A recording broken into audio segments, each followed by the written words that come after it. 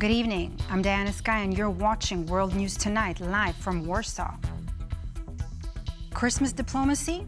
Vladimir Putin wishes Donald Trump a Merry Christmas as Moscow analyzes the latest peace plan proposal and hopes for a pragmatic solution on Ukraine. Now we'll have more on that in just a moment, but first, let's take a look at tonight's headlines. Over 2 years on, Christmas returns to Gaza's Christians. 36 years after Ceausescu, Romania still struggles with political instability.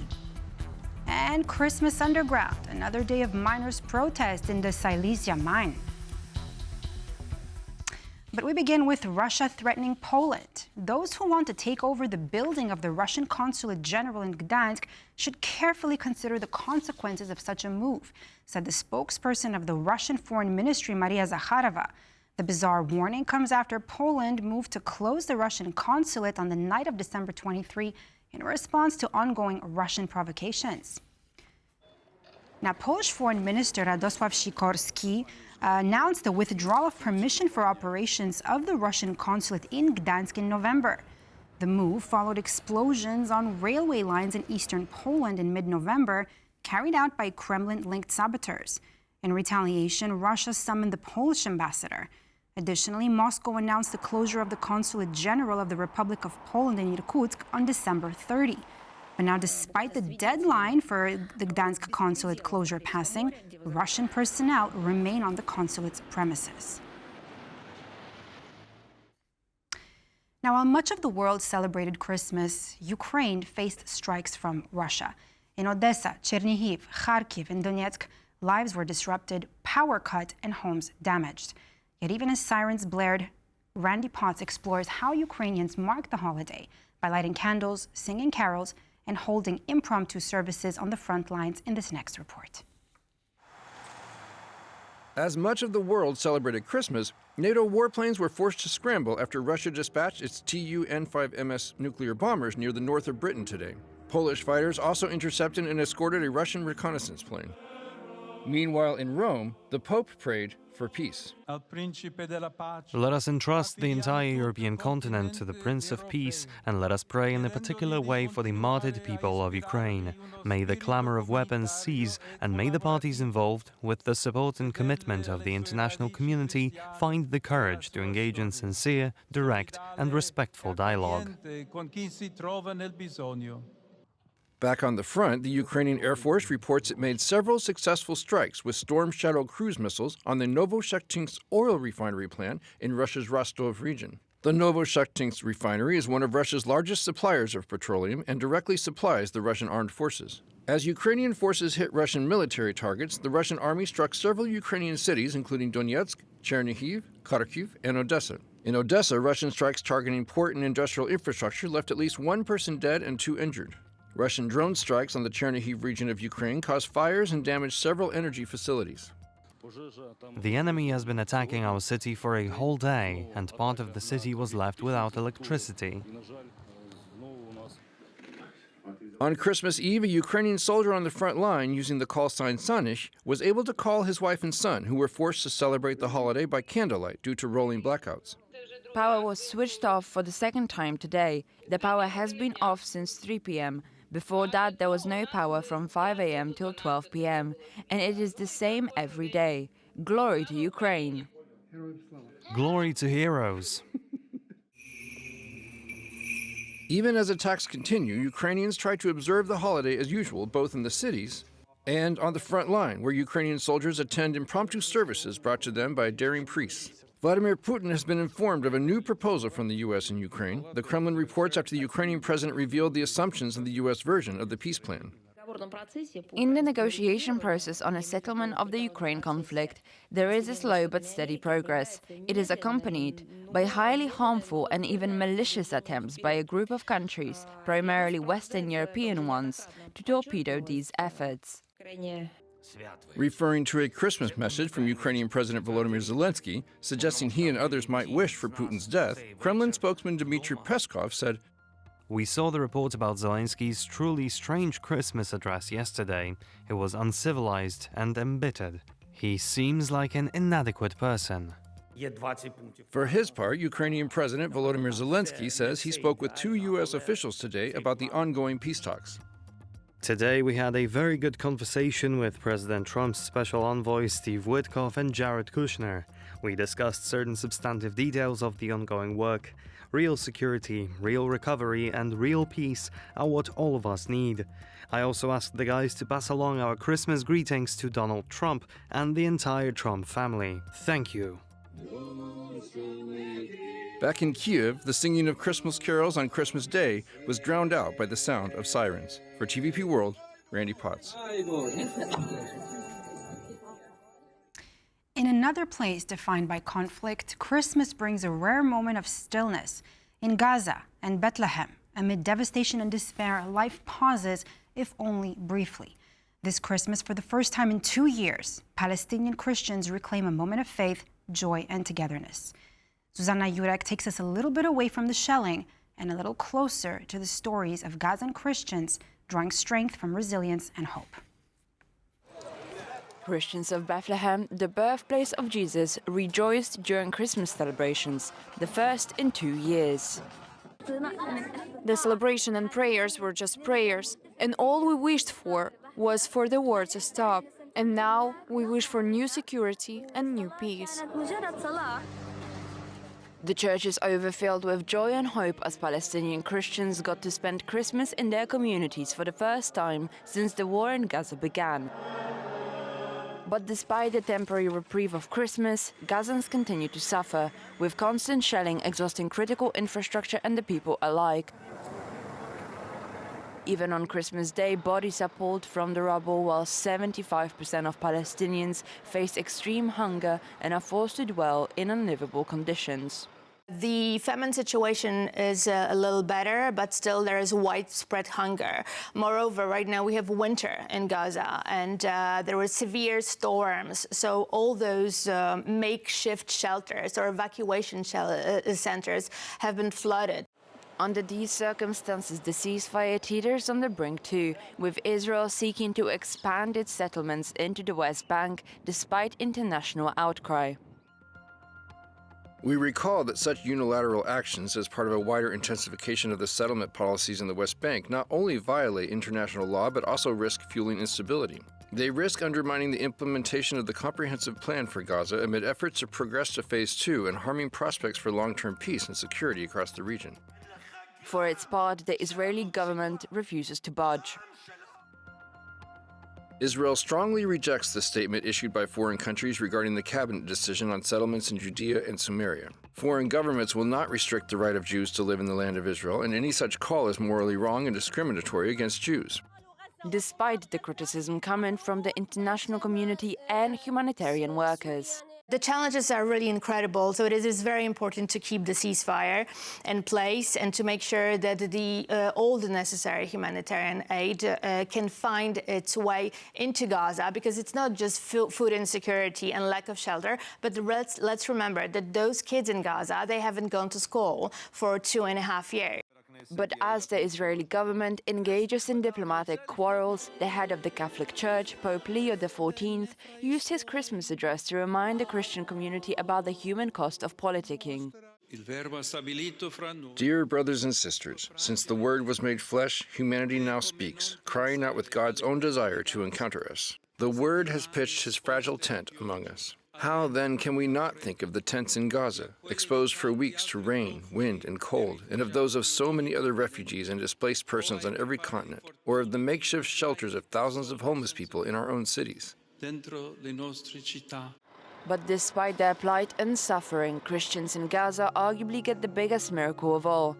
That is, together they get to rejoice, and for a moment last in normalcy. For TVP World, Zuzanna Jurek. The U.S. Navy has been stepping up operations in the Caribbean, seizing Venezuelan oil tankers, claiming their goal is to fight drug trafficking. But Venezuelan officials say there's more at stake: oil sovereignty and escalating tensions in the region. So is this a war on drugs or a battle over who controls Venezuela's oil? Aisha Abacha explains in this next report. This is Caracas, the capital of Venezuela. the country with the largest proven oil reserves in the world. And just beyond its waters, the United States military is operating in the Caribbean, officially as part of counter-narcotics missions. We have a massive armada formed, the biggest we've ever had, and by far the biggest we've ever had in South America. But the war on drugs may only be one side of the coin. They took our oil rights. We had a lot of oil there. As you know, they threw our companies out, and we want it back. The U.S. president is referring here to Venezuela's 2007 nationalization of its oil industry, where U.S. oil giants like ConocoPhillips and ExxonMobil lost control of major oil projects. Today, we are signing forms of agreement to transfer the operations that are now in the hands of the associations and the profit-sharing agreements via PDVSA. ConocoPhillips has not signed. And while U.S. and British firms played a key role in early oil explorations, Venezuela's oil resources fall under the principle of permanent sovereignty over natural resources, meaning they legally belong to the Venezuelan state. But that doesn't seem to satisfy President Trump. Yesterday, they committed an absolutely criminal and illegal act when they carried out a military assault, kidnapping, and robbery. Like Pirates of the Caribbean, they attacked a merchant commercial private civilian vessel. Over the past month, the U.S. Navy has expanded maritime operations in the Caribbean, saying the missions is to disrupt drug trafficking routes. Venezuelan authorities and local communities dispute the claim. Some U.S. lawmakers have also raised concerns. This rises to the level of a war crime if it's true. And the questions that we've been asking for months are, give us the evidence that the folks on board were really narco-traffickers. Trump has now signaled his intention to escalate beyond the recent maritime attacks on alleged drug boats. As you probably heard, drug trafficking by sea is down 96%. Think of that, 96. Now we're going after the land. The land is actually easier.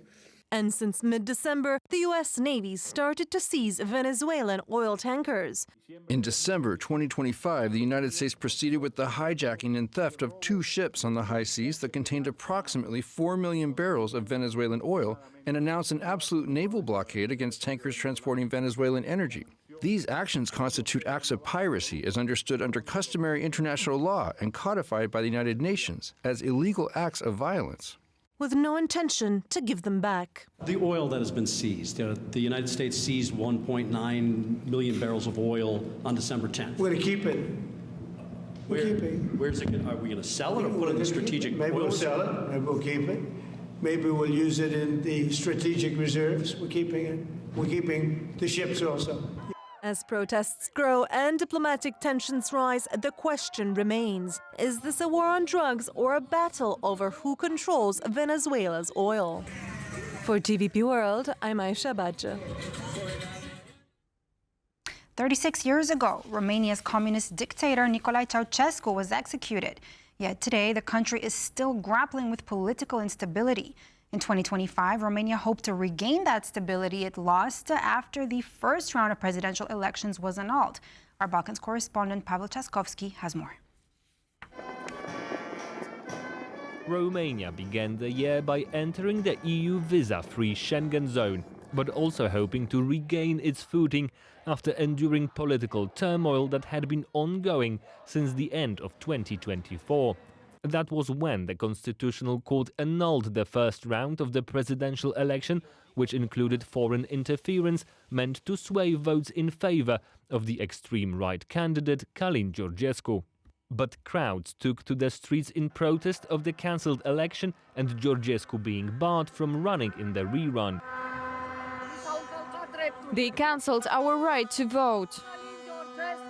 The country's president, Klaus Iohannis, stepped down in February in order to spare Romania and the Romanian citizens from this crisis, from this useless and negative development. I am resigning from the position of president of Romania. And the government eventually collapsed, leaving the country not only with an interim president, but also with an interim cabinet.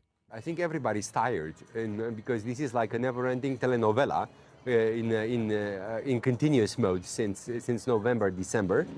Finally, the long-anticipated presidential ballot arrived. The first round was decisively won by the leader of the extreme right Alliance for the Union of Romanians, George Simion.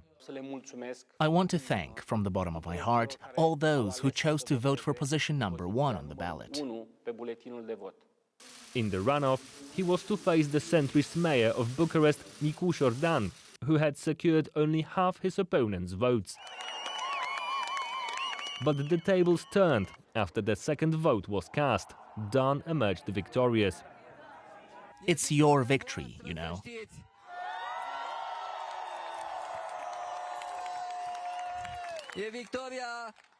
It is the victory of thousands and thousands of people who campaigned, who believed that Romania could change in the right direction. A big tent coalition of socialists and liberals formed, a coalition very similar to the one that collapsed not that long ago. Their first problem is a tough one: Romania's soaring budget deficit. The fiscal issue is an imperative, and I am very happy that the parties have assumed the corrections that Romania must make. These corrections are first and foremost meant for Romania to reduce its budget deficit, which exceeds EU's 3% threshold by 300%. These austere measures, expected to bring the deficit under control, include limiting public spending and increasing taxes. The government of Ilie Bolojan survives introducing these unpopular reforms. However, by the end of the year, it is dealt a heavy blow. Romania's justice system is challenged after an investigative documentary accuses senior figures of political interference and internal pressure inside the courts. Protests keep erupting in several cities.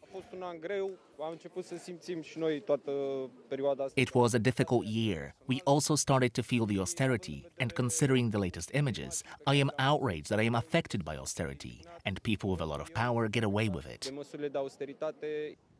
The government announces it will fight the corruption in courts. Anyone who has held a leadership position, all the ministers of justice so far, have a responsibility, greater or lesser, for what went on in their areas of control. This truly must be evaluated. Nonetheless, Romania will enter yet another year in disarray. Paweł Trzaskowski for TVP World. Miners at Poland's Silesia miners spending Christmas underground in a bold protest. They're demanding inclusion under the amended Mining Act, which currently does not cover their mine. The government has asked for time until January, but the miners say they won't back down, fighting for their jobs, their mine, and their dignity. Anastasia Yanchenko has the story. For the fourth day in a row, miners from the PG Silesia coal mine in Chernihiv in southern Poland are protesting. Demonstrations continue both above ground and below. According to the latest information, 21 miners remain underground as a part of the protests. We will not give up. We will fight to the very end for our jobs, for our mine, for our dignity. We will fight for equal treatment of all mining workers so that we are included under the protection of the special law. The protesters are demanding that Silesia mine be included in Poland's new mining law. The regulation set to take effect on January 1st guarantees severance pay and pre-retirement benefits for workers at mines slated for closure, as Poland phases out coal by 2049. However, the law does not cover PG Silesia, which is privately owned. Meanwhile, the mine's management warns that ongoing restructuring and financial problems could lead to the layoff of the entire workforce. The Silesia mine has been left on its own, even though it is performing very well. Despite having the best coal in Poland, which maybe not for much longer, but is still needed by the economy, they simply feel betrayed. This year, for example, it lost over 100 million zloty due to undercutting by other market participants who receive subsidies, and last year it lost over 180 million zloty. In 2022, it accounted for around 3% of the country's thermal coal production and 2.3% of total hard coal output. We haven't received a single zloty in subsidies from the state for our activities or anything else. And these people do the same work as in any other mine. They work in the same hazardous conditions. Energy Minister Miloš Motyka has appealed to the miners to suspend their protest over the holidays and resume talks after January 6. The protesters, however, say they are not willing to wait that long. There are no specifics. The law has come into effect. There are still promises, but nothing comes of them. The miners say they're determined to continue protesting until the law is amended to meet their demands. Anastasia Yanchenko, TVP World. On this Christmas Day, as families gather around tables, candles are lit, and famous Christmas carols return once more, we find ourselves pausing at the end of such a turbulent year for Europe and the world. Christmas arrives not only as a celebration, but as an invitation to reflect on hope, solidarity, and on the enduring role of faith in a rapidly changing society. And joining me now this Christmas evening in our TVP World studio is Father Stanisław Tasiemski, the Vice President at the Catholic Information Agency. Father, so glad to have you here on Christmas Day. Thank you for the invitation. On Christmas Day with us, absolutely, and a blessing. Father, you're a Polish Catholic priest and, of course, part of a Dominican friar based in Warsaw. I think what I've seen here in Poland was very nice at the Dominican Church compared to other Catholic churches is the way that Mass is conducted, particularly in the evening. Candle lights dim. There's one church, Dominican church in Mokotów. I find that quite symbolic. But speaking of symbolism, from your perspective, do you think that spirituality without religious community, is spirituality without a religious community enough, or does faith need structure and tradition to actually move forward and to grow? The true faith is grounded in the roots of tradition. So it is important to transmit tradition, faith, especially in the families. It helps us in our way of faith. We are celebrating God who became man, who took flesh, human flesh, and human nature. It means that also we need a festival, I mean spiritual festival, as well as feast, in the way of celebrating with all ourselves. Surely celebration is just short time.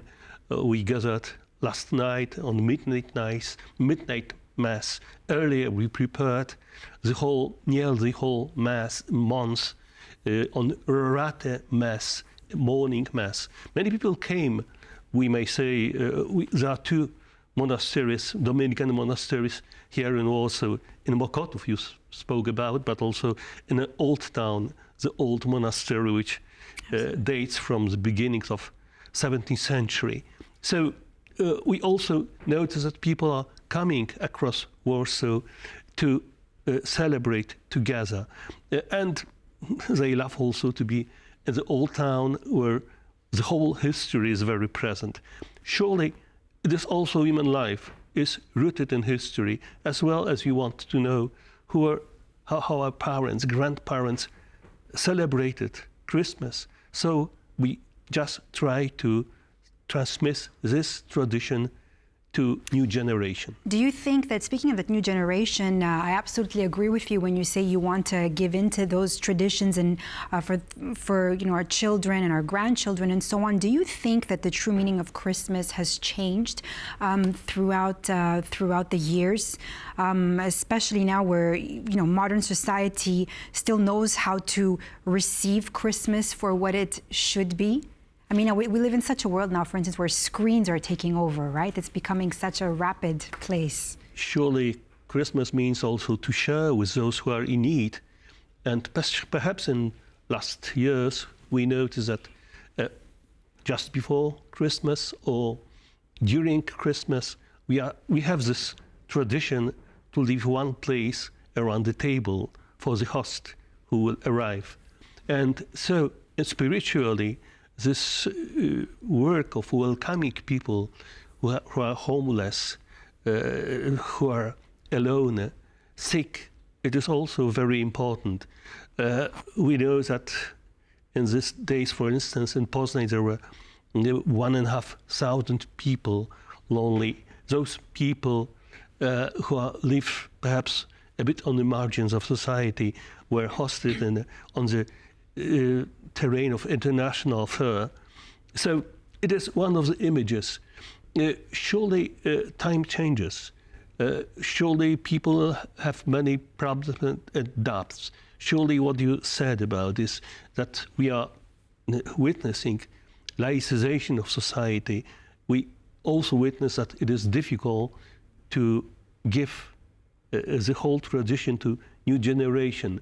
But surely, if there are moments when the tradition is weaker, also the question arises. Nevertheless, human nature is very hungry of meaning of her own life, what my life is for, where I find a real hope.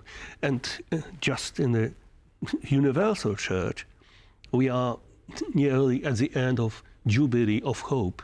So it was for those who were intending or open to listen to the messages, especially from the Holy See, from the Pope, Pope Francis, now Pope Leo. It is a message of hope, also showing that human life has a deeper sense than only to gather things. It means that also it is important to exist, not only to collect.